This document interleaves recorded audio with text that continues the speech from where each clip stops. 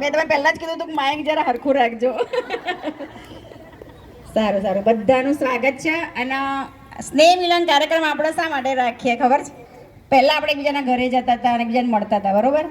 હવે બધાના બહુ બધા બિઝી થઈ ગયા છે. ખબર નહીં શેમાં બિઝી થઈ ગયા છે, પણ લોકોને એકબીજા જોડે મળવાનો ટાઈમ નથી. એટલા માટે સ્નેહ મિલન કાર્યક્રમ રાખીએ છીએ કે બધા ભેગા થઈએ અને મજા કરીએ. તો આપણે આજે બધા બહુ મજા કરશું. બસ જેના જે દુઃખ ને તકલીફો ને જે કકડાટ હોય એ બધું સાઈડમાં મૂકી દેજો આજનો દિવસ. અને આજનો દિવસ બધા મજા કરશું, છોકરાઓ મજા કરશે અને રમશું અને એન્જોય કરશું, બરાબર? બાકી તો શું કહું, અમે બધા ઘણા પ્રોગ્રામ કરીએ છીએ, લેન્ડમાર્ક કરીએ છીએ, જીવન વિદ્યા કરીએ છીએ. તો જીવન વિદ્યામાં અમે ઘણું બધું શીખીએ છીએ. એમાંથી હું થોડું 4-5 વસ્તુ કહીશ કે અમે શીખીએ છીએ કે અસ્તિત્વ સહઅસ્તિત્વ છે. અસ્તિત્વમાં ખાલી 2 જ વસ્તુ છે. એક સ્પેસ છે, એટલે કે જે જગ્યાએ તમે ખુલ્લી જુઓ છો એ છે, અને એક યુનિટ છે, એટલે એકમ છે. એકમમાં બધું જ આવી ગયા, આપણે બધા જ આવી ગયા.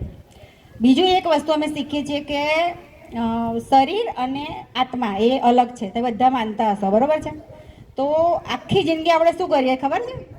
ખાલી શરીર માટે જ કરીએ છીએ બધા જ માણસો. શરીર માટે શું કરીએ છીએ? સારા કપડાં પહેરીએ છીએ, ઘર બંગલા લઈએ છીએ, ગાડી લઈએ છીએ, સરસ મજાના વસ્ત્રો આભૂષણો પહેરીએ છીએ, આ તે બધું જેવી જલ્દી.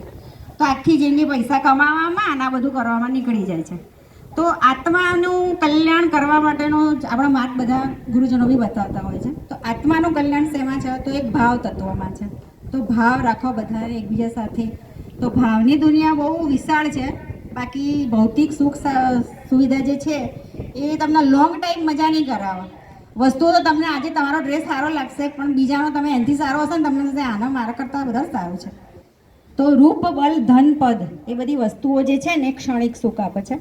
તો નિરંતર સુખ શેમાં છે? તો સમાધાન છે. બધું સ્વીકૃતિ કરો, જે બી વસ્તુ છે એનો સ્વીકાર કરો. લાઈફમાં જે બી મળ્યું છે, તમે આપણા કરતાં બી ઘણા લોકોને ઓછું મળ્યું છે, બરાબર? તો આપણને જે બી મળ્યું છે એમાં મજા કરો. અને બધાના છોકરાઓને બી પ્રેમથી રાખો, મોટાને પ્રેમથી રાખો. તો કહેવાનો મતલબ ભાવ તત્વની દુનિયા એ બહુ જ સારી વસ્તુ છે.